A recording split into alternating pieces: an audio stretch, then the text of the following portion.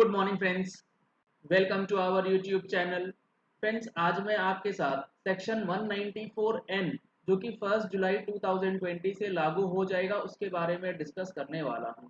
इसके अंदर अगर आप कैश विड्रॉल करते हैं तो आपका टीडीएस जो है वो कटेगा और किस तरीके से कटेगा, किस केसेस में कटेगा, उन सारी चीज़ों के बारे में डिटेल्ड में एक्सप्लेन करने वाला हूँ। एक्सप्लेनेशन पे चलने से पहले एक क्विक इन्फॉर्मेशन ये है कि जीएसटी प्लेटफॉर्म के द्वारा जो जीएसटीआर 4 के लिए ऑनलाइन सेशन और जो फरवरी से लेके जुलाई 2020 के अंदर इंटरेस्ट लेट फीस कैलकुलेशन के अंदर चेंजेस किए गए हैं और जो जुलाई 17 से लेके जनवरी 20 की 3B फाइल करनी है, इन सारे विषयों को लेके एक ऑनलाइन वेबिनार 5 जुलाई 2020 को ऑर्गेनाइज किया गया है। दिन में 11 बजे से 2 बजे तक रजिस्ट्रेशन कराने के लिए आप इस नंबर पे कॉल कर सकते हैं और अपनी सीट्स जो हैं वो बुक कर सकते हैं। लिमिटेड सीट्स अवेलेबल हैं अभी हमारे पास। अब देखिए, जो ये फाइनेंस एक्ट 2020 के अंदर नया सेक्शन इंसर्ट किया गया था, सेक्शन 194N, जो कि 1 जुलाई 2020 से नोटिफाइड हो जाएगा और ये लागू हो जाएगा। ये बात करता है payment of certain amounts in cash. पहले भी ये प्रोविजन था, अब इस प्रोविजन को एक नए तरीके से लाया गया है। अगर आप कैश विड्रॉ करते हैं बैंक से, सेक्शन जो नया है ये क्या कहता है, every person being a banking company to which the banking regulation act 1945 applies, यानी कि हर एक पर्सन जो कि बैंकिंग कंपनी या एक बैंक है या कोऑपरेटिव सोसाइटी है जो कि इंगेज्ड है in the business of banking, यानी कि कोऑपरेटिव बैंक, या फिर कोई पोस्ट ऑफिस, मतलब एक बैंक, कोऑपरेटिव बैंक या पोस्ट ऑफिस का जो बैंक खाता होता है वो, who is responsible for paying any sum being the amount or the aggregate of amounts as the case may be in cash exceeding 1 crore rupees during the previous year to any person from one or more accounts maintained by the recipient with it shall at the time of payment of such sum deduct an amount equal to 2% of such sum as income tax. Sir, ये provision तो पहले से ही लागू है, इसमें नया क्या है? अभी मैं आपको दिखाता हूं इसके अंदर नया क्या है। अभी जो एग्जिस्टिंग प्रोविजन है वो यहाँ पर खत्म हो जाता है और इसके अलावा कोई भी कंडीशंस जो है वो नहीं है कि आपका डिडक्शन किस केस में होगा। अभी का जो सिचुएशन है उसमें सिर्फ ये बताया गया कि अगर आप अपने बैंक के खाते से, कोऑपरेटिव बैंक के खाते से या पोस्ट ऑफिस के खाते से एग्रीगेट ऑफ अमाउंट्स या फिर इकट्ठा एक बार में 1 करोड़ रुपए से ऊपर की विड्रॉल करते हैं, who is responsible for paying any sum. जब बैंक आपको पेमेंट करेगा कैश में तो आप विड्रॉ करेंगे, सिंपल सी चीज है। द अमाउंट और aggregate of amounts as the case में बी इन कैश, कैश के अंदर होना चाहिए, exceeding 1 crore during the previous year to any person hereinafter referred to as recipient, यानी कि जिसको पेमेंट किया गया बैंकों के द्वारा कैश में, जो कैश विड्रॉल कर रहा है फ्रॉम वन और मोर अकाउंट, एक हो या एक से ज्यादा अकाउंट्स मेंटेन करे हैं रिसिपिएंट ने, सबको मिला करके एक बैंक अकाउंट से अगर उसने 1 करोड़ रुपए से विड्रॉल ऊपर कर लिया at the time of payment of such sum, जितना एक्सेस है उस टाइम पे deduct an amount equal to 2% of such sum as income tax. 1 crore 5 lakh का विड्रॉ करा है तो आपका 5 लाख रुपए पे 2% का टीडीएस जो है वो कट जाएगा। अब जो ये प्रोविजो है, ये प्रोविजो न्यूली इंसर्टेड है और ये ही मोस्ट इंपॉर्टेंट प्रोविजो है जो कि इंसर्ट किया गया है।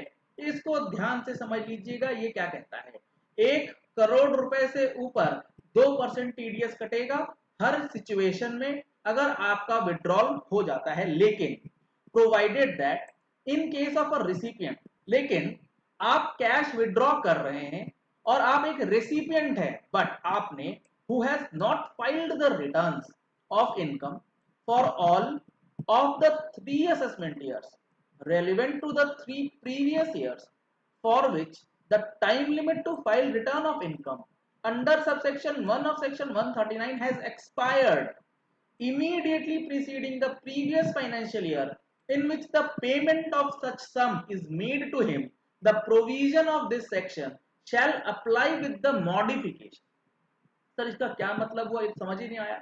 मैं आपको बता दूं, लेट सपोज आपने फाइनेंशियल ईयर 1920 में 1 करोड़ रुपए से ऊपर का विड्रॉल करा है, लेकिन आपने फाइनेंशियल ईयर 1920 से जस्ट पिछले 3 फाइनेंशियल ईयर्स यानी कि फाइनेंशियल ईयर 16-17, 17-18 एंड 18-19 की रिटर्न्स, जो इनकम टैक्स रिटर्न्स हैं, वो फाइल नहीं करी हैं और उसका टाइम लिमिट ऑफ फाइलिंग जो है वो एक्सपायर हो चुका है।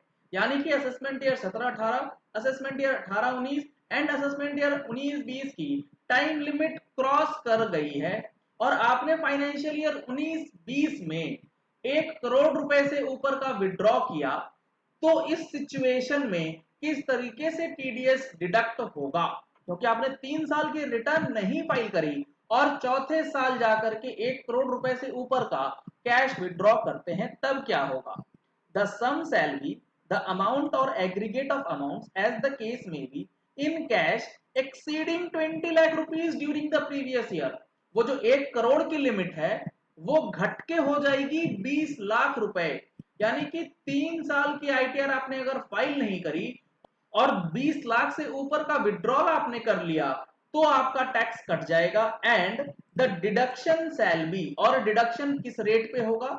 N amount equal to 2% of the sum where the amount or aggregate of amounts as the case may be being paid in cash exceeds 20 lakh rupees during the previous year but does not exceed 1 crore rupees। यानी कि अगर 20 लाख रुपए से ज्यादा आपने withdraw कर लिया लेकिन 1 करोड़ रुपए से कम विड्रॉ करा, यानी कि 20 लाख से लेके 1 करोड़ के बीच अगर आपने विड्रॉ किया है तो 2% का टीडीएस कटेगा। An amount equal to 5% of the sum where the amount or aggregate of amounts being paid in cash exceed 1 crore rupees during the previous year। और अगर 1 करोड़ रुपए से ऊपर आपने विड्रॉ कर लिया है तो उसके ऊपर 5% का टीडीएस कटेगा, ना कि 2% का, क्योंकि आपने पिछले 3 सालों की आईटीआर जो है वो फाइल नहीं करी है और उसको फाइल करने का जो टाइम पीरियड है वो भी रेलेवेंट असेसमेंट ईयर के लिए क्रॉस कर गया है, एक्सपायर हो चुका है। Provided further that the central government may specify in consultation with the Reserve Bank of India। Central government के पास ये भी पावर है कि वो रिजर्व बैंक ऑफ इंडिया से मिलके by notification in official gazette the recipient in whose case the first proviso shall not apply or apply at a reduced rate if such recipient satisfy the condition. अगर government चाहे RBI के consultation के साथ एक notification issue कर सकती है और जो ये 2% और 5% वाला जो सिचुएशन है इसको कम भी कर सकती है कुछ कंडीशंस के साथ। तो अभी 1 जुलाई 2020 से जो यथास्थिति है वो 2% आपका टीडीएस कटेगा 1 करोड़ रुपए से ऊपर अगर आप विड्रॉ करते हैं और अपनी रिटर्न्स भी आप फाइल कर रहे हैं।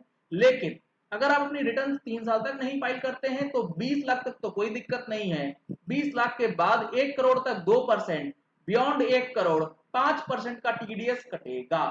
ये प्रोविजन नहीं लागू होंगे। Nothing contained in this section shall apply to the payment. अगर बैंक किसी गवर्नमेंट को पेमेंट करती है, एक बैंक दूसरे बैंकिंग कंपनी को पेमेंट करती है या कोऑपरेटिव बैंक को पेमेंट करती है, any business correspondent of a banking company or a cooperative bank in accordance with the guideline. अगर बैंक किसी बैंक कॉरेस्पॉन्डेंट को पेमेंट करते हैं उस पे भी नहीं लगेगा, या फिर जो एटीएम ऑटोमेटेड टेलर मशीन्स होती हैं उनके लिए जो कैश का पेमेंट होता है उसके ऊपर भी ये प्रोविजंस नहीं लगेंगे। तो कुल मिलाकर के 1 जुलाई 2020 ऑनवर्ड्स आपको अब ये भी ध्यान रखना होगा कि आपकी आईटीआर फाइल हुई है नहीं है। अगर नहीं हुई होगी तो आपका टीडीएस जो है वो कटना चालू हो जाएगा।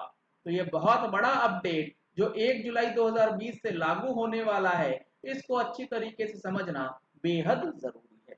चलिए इस वीडियो को यही एंड करते हैं। आशा करते हैं कि आपको ये वीडियो पसंद आया होगा। अगर आपको ये वीडियो पसंद आया तो इस वीडियो को लाइक और शेयर करना मत भूलिएगा ताकि मैक्सिमम लोगों तक ये इंफॉर्मेशन पहुंच जाए कि 1 जुलाई 2020 ऑनवर्ड्स किस तरीके से कैश विड्रॉल पे टीडीएस का डिडक्शन जो है वो बदलने वाला है। और अगर आपने हमारे चैनल में फर्स्ट टाइम ट्यून इन किया है या पहली बार आप हमारे चैनल पे आए हैं तो इसे सब्सक्राइब करने के लिए नीचे दिया गया है एक रेड कलर का सब्सक्राइब बटन, उसे प्रेस कर लीजिए। साथ में जो बेल आइकन है उसे जरूर दबाइएगा ताकि वीडियो की नोटिफिकेशंस आप तक रेगुलरली पहुंचती रहें। Thank you and have a nice day.